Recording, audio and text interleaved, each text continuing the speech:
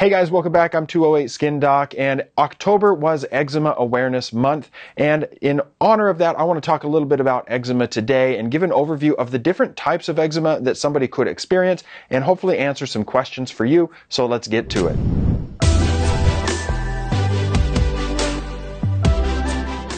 Welcome back. I hope everybody had a good Halloween and enjoyed the month of October. Things are going really fast, and I hope things are going well in your area with COVID and everything else that's going on in the world today. Make sure to look after your loved ones, check in on people you haven't talked to in a little while, and just make sure the people around you are doing okay.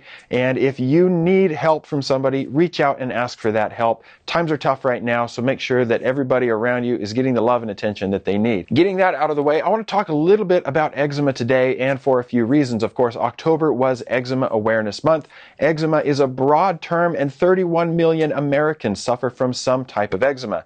But because it's a broad term, we can break that down into different types of eczema, and we're going to do that today. The reasons that we're focusing on eczema, and we have a whole month dedicated to it in dermatology, is because it's one of the most common complaints that people come in and see us for in the clinic between the different types of eczema. And eczema is more than a rash on the skin. It can affect individuals' quality of life by decreasing their sleep, increasing their risk of depression, anxiety, sleep disturbances, and many other things. So eczema is a serious condition, and it needs to be treated appropriately. So I want to start by breaking down the most common type of eczema that we deal with in the clinic, and this is atopic dermatitis. And most of the time when somebody says, I have eczema, this is what they mean, that they have atopic dermatitis. This is an intrinsic type of allergy, meaning it's coming from a defect inside the body, inside the skin, and we don't always know why some people get it. If you get atopic dermatitis, you're likely to get it in the first 6 months of life, so it's a really common type of eczema in childhood. In addition to appearing in children, it can appear later in adult years as well, especially as we get elderly and our skin tends to become more and more dry.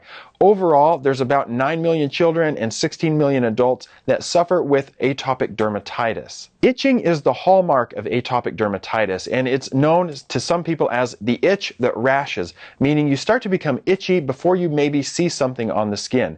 When it shows up on the skin, it's classically going to appear in the flexural areas of the body, meaning on the insides of the elbows, on the backs of the knees. It can appear on the trunk as well, around the neck. And these are the classic areas that it shows up, but it really can appear anywhere on the body. Individuals with atopic dermatitis are at a higher risk for developing seasonal rhinitis or hay fever, seasonal allergies, as well as asthma. So we call this the atopic triad. Sometimes these three disorders will appear in the same person, or if you have one, you're more likely to experience another. Now, it's important to know that atopic dermatitis, or this type of eczema, is not caused by a food allergy. Many people online will talk about how atopic dermatitis is just due to the foods that you eat, and if you change your diet, you're going to fix your skin, and unfortunately, research has not shown that that is the case. That is not to say that the microbiome on your skin or your gut are not important or might not lead to improved skin health, but the precision medicine is not there. What we do know is that individuals with atopic dermatitis are more likely to experience food allergies, but it's probably because of the underlying immune dysregulation that they develop sensitivities to food as well as sensitivities on the skin. And it's not the food causing the skin problem, if that makes sense. The most important thing that you can do at home to treat eczema if you have this form of atopic dermatitis is to bathe or shower with shorter duration, so don't stay in a long hot shower forever. Turn that temperature down a little bit. Always make sure you moisturize when you get out of the shower and your skin is still a little bit damp. That's one of the best ways to protect your skin moisture barrier and promote healthy skin. It may be important for you to use a moisturizer several times a day, and I know that that can get laborious to do, but it's very important to help deliver those things onto your skin that help repair the skin barrier. When you find that you can no longer control it with over-the-counter topical creams and lotions, it may be time to see a dermatologist, where they're going to discuss with you the use of topical corticosteroids, which are safe when used properly, or non-steroid creams and lotions. After that, there are medicines that can be taken internally or injected into the body, and of course, that requires a big conversation with your doctor to make sure that they're safe for you and your particular circumstance. The second type of dermatitis that we're going to discuss is called contact dermatitis, and this again falls in two different camps. irritant contact dermatitis, and allergic contact dermatitis. First off, irritant contact dermatitis occurs when you get enough of a substance on your skin that would irritate just about anybody. So hand washing and water is the most common thing that causes irritant contact dermatitis. If anybody has worked in a job where they're getting their hands wet all the time, you'll find that it often dries out and you get a rash on your hands, and that's irritant contact dermatitis. You can also think of something like gasoline or petrol fuel. If you got that on your skin, it's going to cause a lot of irritation, and it will happen to anybody. So that's irritant contact dermatitis. The thing that's getting on the skin is directly causing damage to the moisture barrier because of what it is. It's drying you out, it's water, or it's petrol, it's something that's irritating the skin. To contrast that, allergic contact dermatitis is when you are particularly allergic to something that I may not be particularly allergic to. One of the most common contact allergens is nickel, which is a common metal, and it's found in a lot of jewelry and other personal things that you might wear. One of the classics are belt buckles or the back of the snap on your jeans. Now, nickel, for most people, doesn't cause a problem. They can wear whatever kind of jewelry they want, whatever clothing or accessories, but some people will be allergic to nickel. So the fact that even if I were to wear a ton of jewelry, nickel does not cause irritation on me. So it's an allergy unique to you, for example. So allergic contact dermatitis is a substance that your immune system actually starts to react to. You have developed an allergy to it, and it may not affect somebody else. Whereas getting gasoline on your skin is going to cause irritation to anybody that experiences it. Certainly, many types of things can cause a contact dermatitis, both irritant and allergic, and some occupations may be at higher risk for this. One particularly common are hairdressers, for example, where they are having their hands in water all the time and often exposed to chemicals. So how do you treat contact dermatitis? Well, it's important to avoid the particular irritant or allergen as much as possible. If it's in your occupation, it may be very difficult, and you need to focus on proper personal protective equipment to put a barrier between you and the thing that's causing the allergy. Just like in atopic dermatitis, you need to focus on rebuilding a healthy skin barrier by using lotions and creams, and then you may need to see a dermatologist, and many of the treatments can be the same as atopic dermatitis using topical steroids and non-steroid options. And in severe cases, there may be medicines that can be put inside the body to help calm down that kind of reaction. The next type of eczema that we're going to talk about is dyshydrotic eczema, and this one is terribly itchy and very frustrating to anybody that has experienced it, and it's the development of tiny little blisters on the palms and the feet.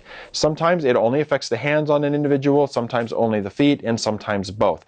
But this intensely itchy rash can come and go and often is made worse during periods of stress. In addition to itching, dyshydrotic eczema can also be very painful and can limit the ability of an individual to do work or can impact their sleep patterns. Treating dyshydrotic eczema can be similar to the other types that we've talked about, avoiding anything that will irritate the skin, because once you set that reaction off, it can be very hard to get things to get better quickly. So if you're allergic or irritated by any jewelry or anything, you need to remove that from the skin. If you do a lot of wet work, it may be important to avoid that by wearing gloves or changing jobs even in severe cases. I've worked with patients on stress management techniques before, and then we do often use high-potency topical steroids for these patients. There are non-steroid options that can be used, and again, not to sound like a broken record, but in severe cases, there's medicines that can be used internally to help calm down this really strong immune reaction. The next type is numbular eczema. Numbular eczema are lots of round, coin-shaped lesions that can occur anywhere on the body. In Latin, numbular means coin. So we get these circular areas popping up on the body, and they may be confused for something like ringworm. It's common to see them on the trunk and on the extremities, and they're intensely itchy, but the inflammation is so intense that these can also crack, they can bleed, and they can ooze serum out of them, and it's really a challenging condition. Again, we don't know what always sets this off in an individual, but it's important to avoid potential triggers, to practice stress management, and then we can usually get this better with the use of topical steroids, topical non-steroid options, and internal medicine. Sometimes these patients may need a dose of systemic steroids to really calm things down quickly. Seborrheic dermatitis is classified as a form of eczema. Seborrheic dermatitis is a severe form of dandruff that affects the scalp and may affect the face. When we talk about seborrheic, we're talking about areas of the body that are rich in oil glands. So of course that's going to be the head, the face, and the upper part of your torso, both the front and the back. In this condition, there's a yeast that lives on the skin in the Malassezia family, and that yeast lives off the oil that your skin produces, and everybody has some of this growing on them, but in some individuals it tends to overgrow and the immune system reacts against it more than it might in another person. These individuals tend to get greasy yellow scales and flakes that come off the scalp. They may appear on the face, often around the eyebrows and around the corners of the nose down to the mouth. This condition can often be treated with the use of topical antifungal shampoos. So different than some of the other forms of eczema we talked about, we don't always rely on steroids to calm this one down. Of course, we're very careful about using steroids on the face. Seborrheic dermatitis can be treated with over-the-counter preparations like Selsun Blue, T-Sal, T-Gel, or ketoconazole nizoral shampoo.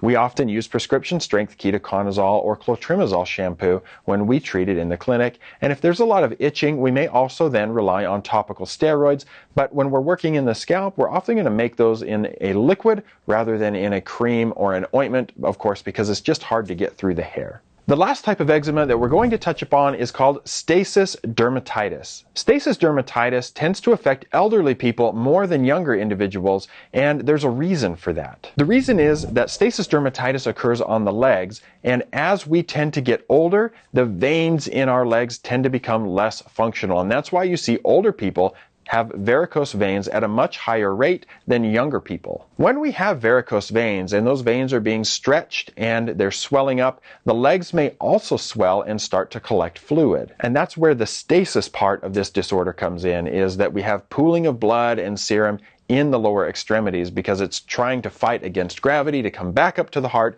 and pump around the body. As that fluid leaks out of the blood vessels, it takes a little bit of iron with it in the hemoglobin of red blood cells, so the red blood cells can leak out and it starts to stain and discolor the skin. You may have seen individuals who have a rust-colored or iron-colored stain to their skin because they've had long-standing varicose veins and swelling. Even without color change, as the skin starts to stretch when there's swelling in the legs and in the veins, it starts to break that moisture barrier, and there's small cracks that can form in the skin.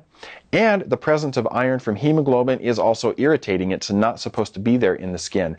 And all of this can set off a reaction that causes the legs to itch, and it can itch really bad. It's common to see people come into my clinic and they have really scratched their legs open. They sit down in bed at night and they take the heel on one side and just start scratching the shin on the other side.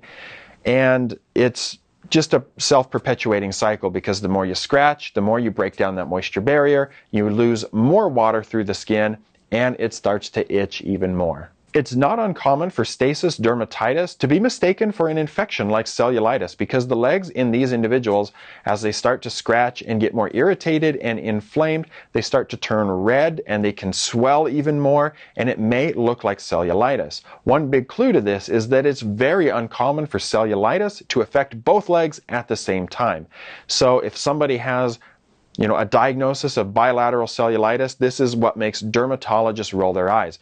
Most of the time, and in fact almost all of the time, this is really just going to be a severe flare of stasis dermatitis that needs treatment with the dermatologist. The treatments that we often recommend for these patients are going to be similar to what we've talked about before. Topical steroids are important to help calm down that inflammation. The other thing that really helps well for these patients is to use compression stockings.